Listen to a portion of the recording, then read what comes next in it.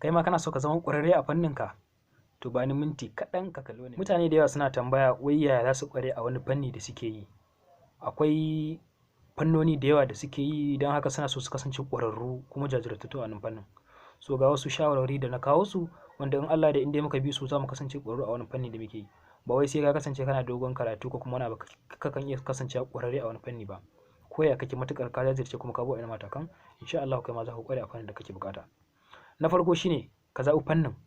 Ai mutane da yawa, akwai fannoni da yawa a duniyan nan wanda kowane ɓangare yana da fannin shi. Ɓangaren computer, ɓangaren business, technology, science, chemistry, ko ma menene, kowane suna da ɓangarorinsu. Don haka kai ka tsaya ka yi tunani, ka yi nazari wani fanni kake so ka ƙware a kan shi. Sai ka rubuta, sannan sai ka sa ranka za ka fara wannan fannin nan. Misali akwai wanda suke so su ƙware a fannin computer, wasu suna cewa web development, wato ƙirƙirar shafukan yanar gizo, wasu suna cewa cyber security, wasu suna cewa troubleshooting ne da makamantansu. Don haka ka zaɓi fanni da farko, shine mataki na farko da za ka fara yi in kana so ka ƙware, ka zaɓi fanni.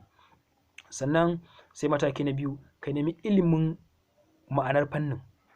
Wato wannan fannin da yake da ka zaɓa menene shi tukunna.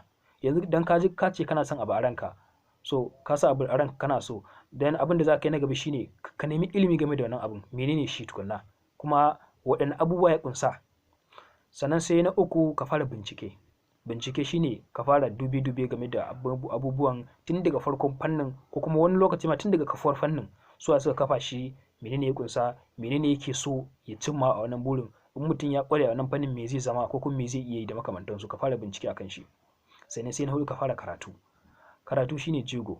Ka fara karatu, ka yi courses, ka yi koma menene, ka fara karatu a kansa. Koma ina ne ka fara karatu kawai, ko a makaranta ne ko ba makaranta ma, kai dai ka fara karatu a wannan fannin.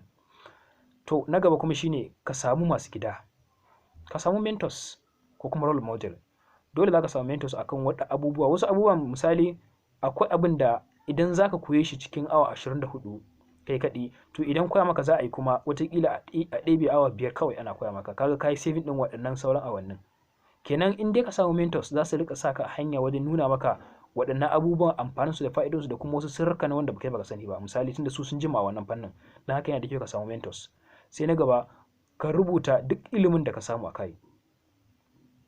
Mutane suna cewa wai kaman jotin akwai wahala ko wani abu. So gaskiya ni yanda nake shine duk wani abin da na koya nakan rubuta shi. Yanzu duk wani abin da na gani a internet ma nakan iya bookmarking, na ɗauki screenshot na menene sai in je rubuta shi a jotin.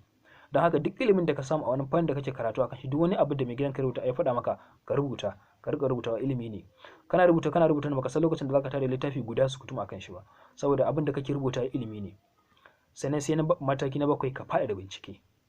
Bincike ai baya ƙarewa, ko da yaushe ana yin bincike, ana karatu, ana tambaya, ana menene, wani shine bincike. Ka riƙa karanta journals ne, books ne, articles ne, videos ne, amma ina ne ka riƙa faɗaɗa bincike a kai. Binciken da baka yi shi da ba, to yanzu ka riƙa faɗaɗa shi. Sannan sai mataki na 8, ka gwada a aikace. Menene kake yi? Wani fanni ne wanda ya shafi practically, to ka gwada shi a aikace, ka ga yanayin yanda yake. Ka gwada shi a aikace, in ma a asibiti za ka je kai, in ma a lab ne, in ma a wani hotel, hall ne, kuma a ina ne ma, ka je gwada shi a aikace ga yanda yake aiki. Sannan sai na 9, ka tuntuɓi masana. Daga masu gidanka za ka iya haura ka riƙa tuntuɓar masana.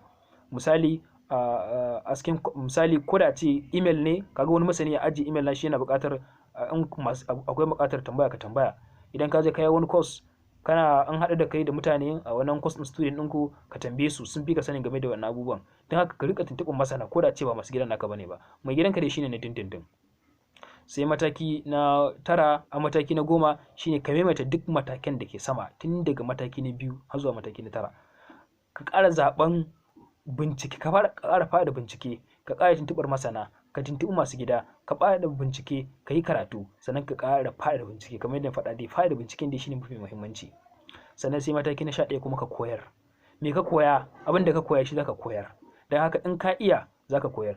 Abin da muhimmancin koyarwa shine a lokacin da kake koyarwa, kana ƙara wannan nazarin wani abin, yana ƙara shiga kanka, wannan abin da kake koya, wannan abin da ka koya yana ƙara shiga kanka a lokacin da kake koyarwa. Misali kamar mathematics ne, idan aka koya maka, so a lokacin da ka zo kana practice yana ƙara shiga kanka. A lokacin da kake koya wani kuma, to zai fi shiga kanka sosai, saboda wannan a lokacin nan kana ƙara sashi a kanka sosai, yana ƙara shiga. Shine amfanin koyarwa.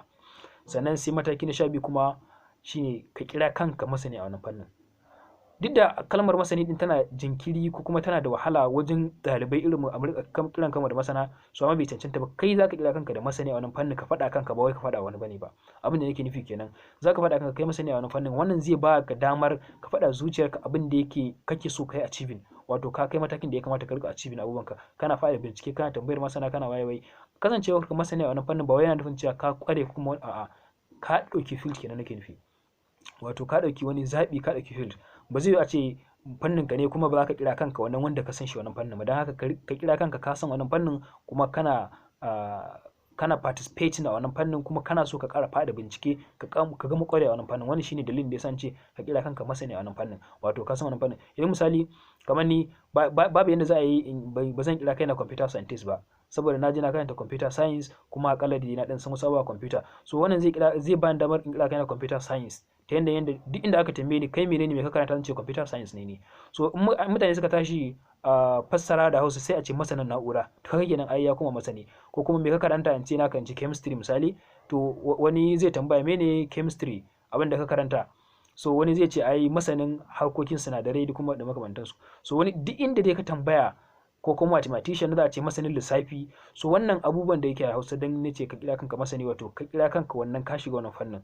Wannan shine matakan da ya kamata ka sani da kuma ya kamata ka bi in kana so ka kware a wani fannin ka, ba wai fannin computer ko kaɗai ba, kowane fanni da kake bukata a duniya matukar ka bi waɗannan matakan da ya lissafo, insha Allah za ka cimma burinka a kansu. Ina maka fatan alkhairi kuma ina fatan ka kasance ɗaya daga cikin masanan da muke ji da su.